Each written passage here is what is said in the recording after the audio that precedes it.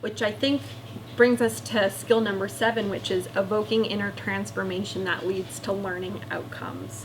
You've worked with the student to figure out what they're made of. What values are they bringing? What's their attitude like? What skills have they brought to the table to help evoke a transformation from them, from perhaps maybe working with a student who's less than self-directed to a student who by graduation is self-directed, self-advocates, and has robust sense of self-efficacy.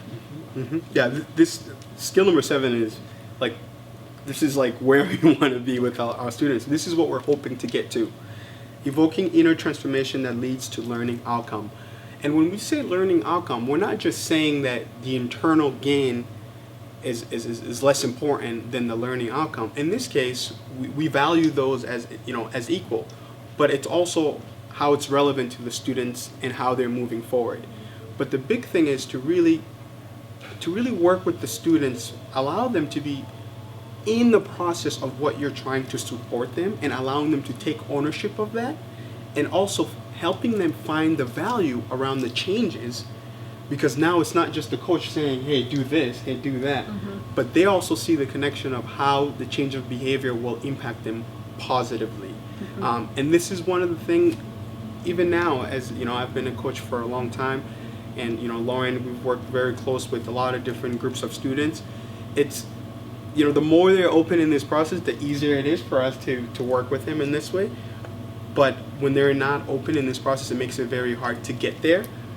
But if you look through all the competencies that we've gone over, it all comes together in order to actually implement this. So the fact that if you know what their desires are, if you know what those internal components are, if they've invited you to create an alliance where you can keep them accountable, if you've explored the connection between mindset and behavior, already now you have a tool of characteristic and behavior that you identify the students with, and now you can actually get to a point where you can implement strategies with the students so they can evoke that transformation. Right, and a part of that is identifying gaps, and sometimes that comes during a phone call when you ask for the consent of a student to positively confront them about something. And that's one of a great technique that I think Danae and I both learned from Deo. We ask the student if we can hold their desire, or if rather we can personify their desire and play devil's advocate. It really helps push the student outside of their comfort zone, but with that comes some major realizations and understanding how their behaviors are linked to the being. And I think that that's a part of the training that we're doing today, is that even though we've delineated the being versus the academic progress, they are certainly not standalones. They are intrinsically linked every step along the way. Yeah, I want to go back to what Lauren was saying, that concept of saying, hey, I'm going to represent what this program is to you. Based on the conversation that we've had in the past, or based on our discussion, you said this program meant this. Is it okay if I can be that for this second or for this minute? So you're asking for it. And then if they agree, then they've given you the right to actually advocate for that desire of success.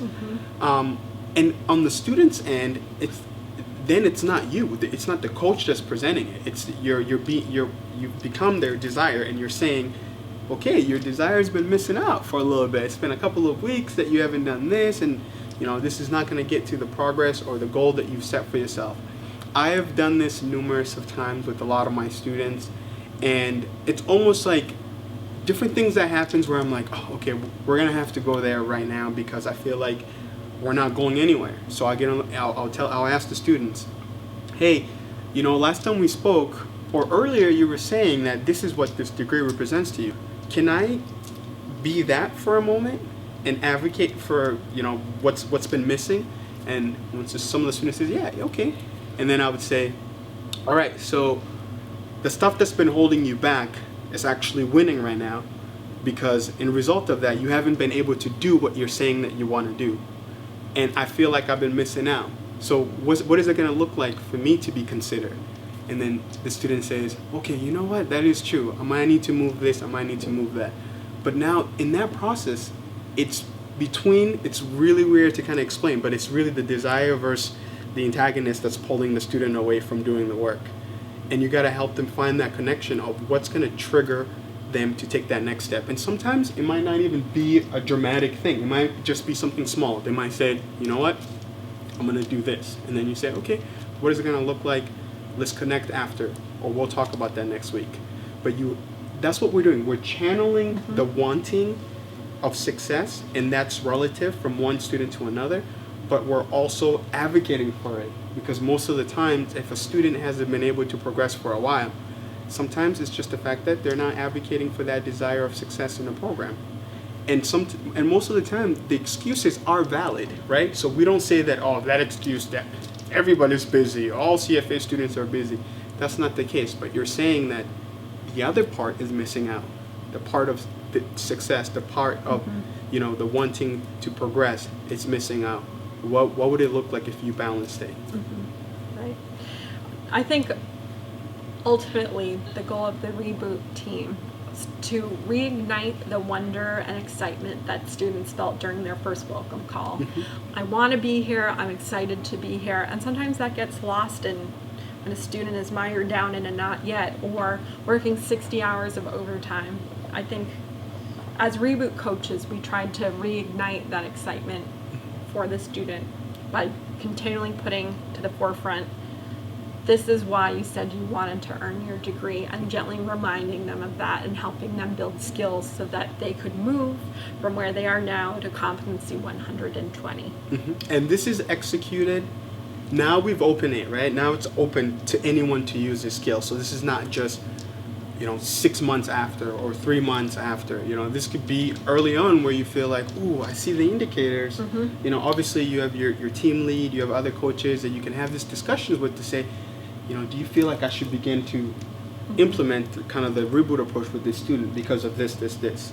But something Lauren said around representing that desire, I think even before the welcome call, when you get to know, when they reflected on what made them join CFA, those are all relevant things for you to continue to keep with you in order to bring that up when things, when they get stuck and when they haven't been feeling motivated. So at any point, anything that resonates that you feel like defines what got the students into the door, you utilize it in order to help them take ownership of what this success is going to look like. And from what Lauren and Danae and I have learned, it's a cycle. Even though we might be presenting it in a way that it seems very direct, the process is 360.